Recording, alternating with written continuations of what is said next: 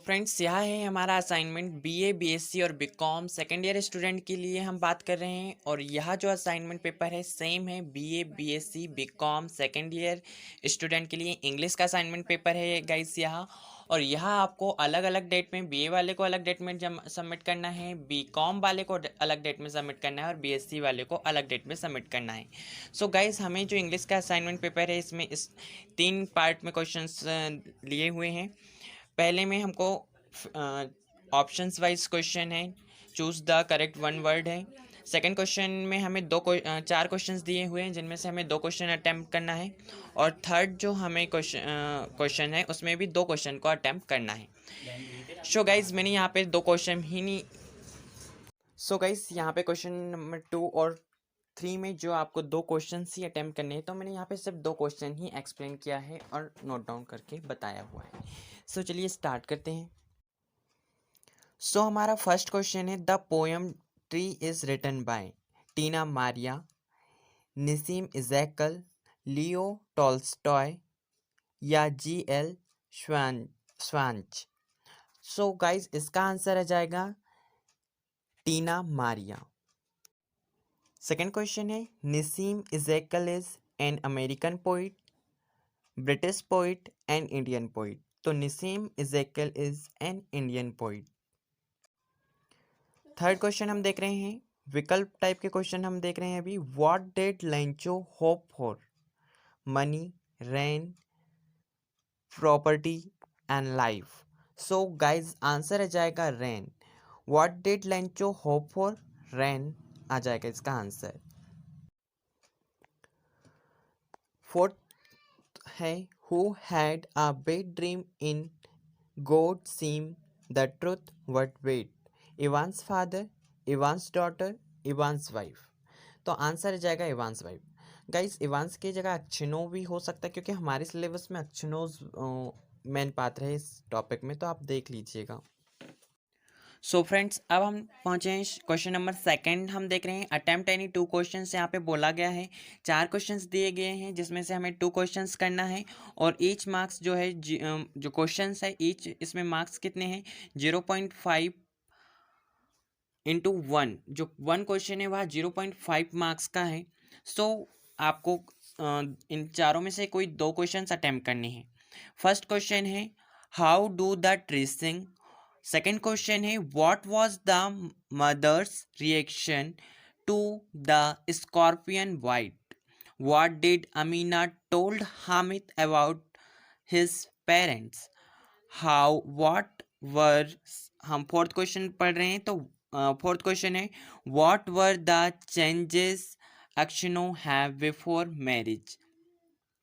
सो first question का meaning है कि ट्री कैसे गाते हैं। What was the mother's reaction to the scorpion bite. Second question जो है कि माता का क्या रिएक्शन था जब उसके पुत्र को बिच्छू ने काट दिया था। थर्ड क्वेश्चन है, what did Amina's told Hamid about his parent. जो अमीना है उसने हामिद को अपने उसके पेरेंट्स के बारे में क्या बता रखा था।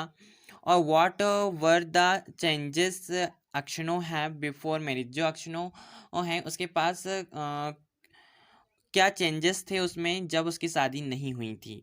सो हम यहाँ पे 2 क्वेश्चन करेंगे, how do the tree sing, and second question हम कर रहे हैं, what was the mother's reaction to the scorpion bite. Second question हम यहाँ पे देख रहे हैं, सेकेंड अटेम्प्ट एनी 2 क्वेश्चंस। मैंने इस प्रकार से लिखा है, हाउ डू द ट्री सिंग। तो when the wind blow the leaves and the branches moves and produce sound which looks like singing of the trees। जो जब हवाएं चलती हैं, हवाएं बहती है तथा जो लीव्स हैं, पत्तियां हैं, एंड द ब्रांचेस, जो ट्री की पत्तियां हैं और जो ब्रांचेस शाखाएं हैं वह मूव करती हिलती हैं, एंड प्रोड्यूस साउंड, और जब वह हिलती हैं तो जब वह साउंड करती हैं। आपने नेचुरली, अगर आप नेचर में देखे होंगे, जब हवा चलती है, पत्तियां हिलती हैं और शाखाएं हिलती हैं तो थोड़ा एक साउंड आता है। तो वो साउंड प्रोड्यूस करती हैं विच लुक्स लाइक, जब हम उनसे देखते हैं तो वह ऐसा लगता है कि जो हमारा ट्री है वह सिंग कर रहा है, गाना गा रहा है, सिंगिंग कर रहा है। So which looks like singing of trees. So friends, मैं आई होप आपको फर्स्ट क्वेश्चन समझ में आ गया होगा और मैं according to poem, according to story आपको क्वेश्चन का आंसर कर रहा हूँ। सेकंड क्वेश्चन हम देख रहे हैं, what was the mother's reaction to the scorpion bite. तो माँ का क्या रिएक्शन था जब बिच्छू ने उन्हें काट लिया था। तो इसका आंसर हो जाएगा the mother thanks God as the scorpion had not bitten her children but her. माँ का जो रिएक्शन था कि अच्छा हुआ कि वो जो स्कॉर्पियन है, जो बिच्छू है, उसने उन्हें काटा, ना कि उनके बच्चे को काटा। इसलिए वह गॉड को शुक्रिया अदा कर रही थी कि माँ जो है गॉड को थैंकफुल व्यक्त कर रही थी, उनको थैंक यू कह रही थी मन ही मन। उनके लिए थैंक्स का भाव था गॉड के प्रति। जब उनको जो स्कॉर्पियन है, बिच्छू है, जब उन्हें उसने काट लिया तो माँ भगवान का शुक्रिया अदा कर रही थी कि अच्छा हुआ बिच्छू ने मुझे काटा, मेरे बच्चे को ना काटा। तो the mother's thanks God as the scorpion had not bitten her children but her. अब हम देख रहे हैं क्वेश्चन थर्ड देख रहे हैं हम, attempt the any two questions. So friends, यहाँ क्वेश्चन नंबर 2 में 4 क्वेश्चंस दिए हुए थे, जिसमें से आपको 2 क्वेश्चंस करने थे। मैंने 2 क्वेश्चंस एक्सप्लेन कर चुका है। अगर आपको 2 क्वेश्चन जो अदर दिए हुए हैं, अगर आपको वह करने में इंटरेस्ट है तो so you have to be done them. So चलिए हम सेकंड क्वेश्चन देखते हैं। So guys, question number third में भी आपको 4 क्वेश्चंस दिए हैं, जिसमें से आपको 2 क्वेश्चंस अटैम्प्ट करना है। सॉरी गाइस, 2 क्वेश्चन अटैम्प्ट करना है और हर एक क्वेश्चन 1 मार्क्स का है। सो फर्स्ट क्वेश्चन है, describe the articles with its type. आपको आर्टिकल को डिस्क्राइब करना है और इसके प्रकारों को, कितने प्रकार के होते हैं आर्टिकल्स, यह बताना है और एक्सप्लेन करना है। व्हाट इज प्रोनाउन, प्रोनाउन क्या है यह आपको बताना है। और गिव डिटेल्स, प्रोनाउन की डिटेल्स आपको बतानी है। राइट शॉर्ट ऐसे on water is the basis of all life. जो वाटर है वह basis is the basis of all life में आपको एक शॉर्ट ऐसे लिखना है, आप लिखना चाहे तो लिख सकते हैं। And write a letter to your father about the study in college. आपको एक लेटर लिखना है आपके पापा को, जिसमें आपको आपके कॉलेज के बारे में कैसी स्टडी चल रही है यह आपको बतानी है। सो यहाँ 4 क्वेश्चंस दिए हुए हैं, जिसमें से हमें कोई भी 2 क्वेश्चंस करने हैं। सो चलिए स्टार्ट करते हैं। सो फ्रेंड, क्वेश्चन नंबर 3 में हम देख रहे हैं, what is pronoun, give details. Pronoun क्या है, डिटेल्स में हमें यहाँ बताना है प्रोनाउन के बारे में। तो प्रोनाउन क्या होता है। The pronoun which are use for the place of noun are called pronoun in sentence is same as it's of noun. Usually, they function either as subject of the sentence or object of the sentence. Some pronouns also play the same other role in sentence formation. जो pronounce होते हैं वह होते हैं जो noun के स्थान पे यूज़ किए जाते हैं। Usually they function either as subject. कभी कभी क्या होता है, यह सब्जेक्ट की तरह व्यवहार करता है किसी सेंटेंस में। Of the subject in sentence of object of the sentence. कभी कभी यह ऑब्जेक्ट की तरह भी व्यवहार करता है। Some pronoun also played some other role in sentence. कुछ प्रोनाउंस ऐसे होते हैं जो कुछ सेंटेंस में अलग ही रोल प्ले करते हैं। इन सेंटेंस फॉर्मेशन में वह एक अपना अलग रोल प्ले करते हैं। तो यह हो गया प्रोनाउन जो मैंने यहाँ पे एक्सप्लेन किया हुआ है। अब हम देख लेते हैं काइंड ऑफ प्रोनाउन। अब हम देख रहे हैं काइंड ऑफ प्रोनाउन। प्रोनाउन कितने प्रकार के होते हैं। तो प्रोनाउन 5 प्रकार के होते हैं जिन्हें हम देखेंगे। पर्सनल प्रोनाउन हम देख रहे हैं। पर्सनल प्रोनाउन क्या होता है। This pronoun are person, they are in their person, namely first person, second person and third person. These pronouns are used both in singular and plural numbers. Like अगर हम example देखें, जो I और we है, he और they है, ये pronoun है जो कि पर्सनल प्रोनाउन है। These pronoun are personal pronoun, they are in their person. ये जो होते हैं पर्सन के, जैसे कि आई एक पर्सन है, बी एक पर्सन है, ही एक पर्सन है, दे एक पर्सन है। जिसमें हम किसी व्यक्ति पर्सनल व्यक्ति की बात करें जो पर्सनल के बारे में हमें संबोधित करता है, तो this pronoun are also personal pronoun, I we you they. मैं एक बार आपको फिर से बोल देता हूँ personal pronoun. These pronoun are personal, they are in their person, namely first person, second person and third person. These person are used both in singular and plural numbers. Example I, we, he, they. So friends, मैं अगर explain करते रहा pronoun को तो काफ़ी time लग जाएगा। सो मैं यहाँ पे डायरेक्ट जो डेफिनेशन है वो एक्सप्लेन कर देता हूँ, एग्जांपल एक्सप्लेन कर देता हूँ। पॉजेसिव प्रोनाउन क्या होता है, हम सेकंड पार्ट देख रहे हैं प्रोनाउन का। तो सेकंड पार्ट है possessive pronoun. Possessive pronoun the pronoun which express possessive pronoun thought they are part of personal pronoun. They can also be put in the separate category, are also called possessive pronoun. अगर हम example देखें, my, mine, your, yours, his, ये जो example हैं वह possessive pronoun के हैं, जो कि पर्सनल प्रोनाउन का ही पार्ट होता है, बट ये सेपरेट कैटेगरी वाइज डिवाइड होते हैं। एक बार मैं पॉजेसिव प्रोनाउन को फिर से एक्सप्लेन कर देता हूँ। The pronoun which express possessive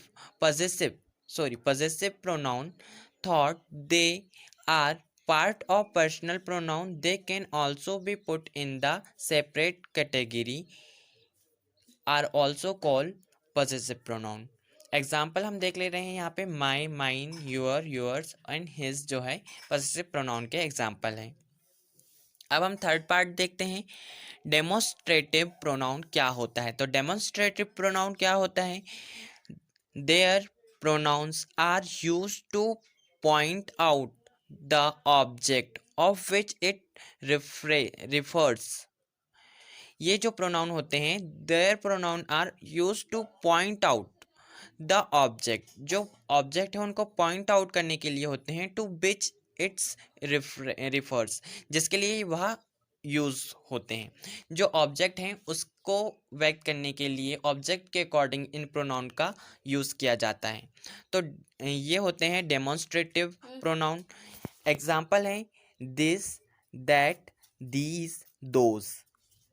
अब हम देख रहे हैं फोर्थ पार्ट, रिलेटिव प्रोनाउन। अब हम फोर्थ में देख रहे हैं रिलेटिव प्रोनाउन क्या होते हैं। तो relative pronoun, the pronoun that stand for nouns which produce them are which come immediately other nouns are called relative pronoun. Example अगर हम देखें, हु, हुम, हुश, हुम, विच, जो एग्जाम्पल हैं वह रिलेटिव प्रोनाउन के हैं, जो कि नाउन के स्थान पे आते हैं, लेकिन produce them are which come immediately other nouns, जो कि अदर नाउन के लिए इमिडिएटली यूज किए जाते हैं किसी सेंटेंस में, आर कॉल्ड रिलेटिव प्रोनाउन। इंटी इंटरोगेटिव प्रोनाउन क्या होता है, यह हम देख रहे हैं, यह पांचवा पार्ट है प्रोनाउन का, interrogative pronoun. These pronoun are similar in the form to relative pronoun when. So question number 3 में दो क्वेश्चंस करने थे, जिसमें से हमने फर्स्ट क्वेश्चन कर लिया है, what is pronoun, give details. And second question हम देख रहे हैं, write a letter to your father about your study in college. So यहाँ पे मैंने लेटर लिखा हुआ है, write a letter to your father about your study in college. जो क्वेश्चन नंबर 3 में आपको दो क्वेश्चन करने थे, चार क्वेश्चन दिए हुए थे, तो मैं यहाँ पे फोर्थ नंबर का क्वेश्चन कर रहा हूँ कि आपको आपके पिता के कॉलेज की स्टडी के बारे में एक लेटर लिख के उन्हें बताना है। तो लेटर लिखने का जो फॉर्मेशन है, जो फॉर्मेट है, आपको जब भी लेटर लिखना होता है तो राइट हैंड साइड में टॉप में आपको एड्रेस देना होता है। सो गाइस, मैंने यहाँ पे एड्रेस दे दिया है, राज्यपाल नगर, छिंदवाड़ा, और डेट आप वही डालें जिस डेट में आप लेटर लिख रहे हैं। सो आप यहाँ एग्ज़ाम की डेट डाल सकते हैं। डियर फादर, आपको फिर आफ्टर जब आपने एड्रेस लिख चुका है, आपको लेफ्ट हैंड साइड में जो एड्रेस लिखा है उसके जस्ट नीचे की लाइन के टॉप में आपको लिखना होता है जिसको भी आप लिख रहे हैं। तो यहाँ पे हम पापा को लिख रहे हैं, सो डियर फादर हम हेडिंग डाल देंगे। आफ्टर आप जो भी मैटर आप लिखना चाहें वह आप लिख सकते हैं। मैंने यहाँ पे लिखा है I am fine and I hope for the same at your and I miss you mama I a lot. My exams are fetching soon and I hope I have start my studies. I am about the finish my mathematics this year. I am enjoying studying science. I have set a timetable which I am following strictly. I hope before 10 days to exam I will complete my portion. I will do better this year in exam. Convey my regards to love to sister Siya. आप जो भी हैं convey my regards के बाद to love to sister या फिर brother आप कुछ भी लिख सकते हैं। यूर लविंग डॉटर या सन आप कुछ भी यहाँ पे दे सकते हैं। I hope guys this video is really helpful for you. And अगर आप मेरे चैनल में नए हैं तो मेरे चैनल को सब्सक्राइब कर लीजिए और बेल आइकन को भी प्रेस कर दीजिए ताकि आने वाली जितनी भी वीडियोस मैं अपलोड करूं आपके पास नोटिफिकेशन पहुंच जाए। Thank you for watching my video.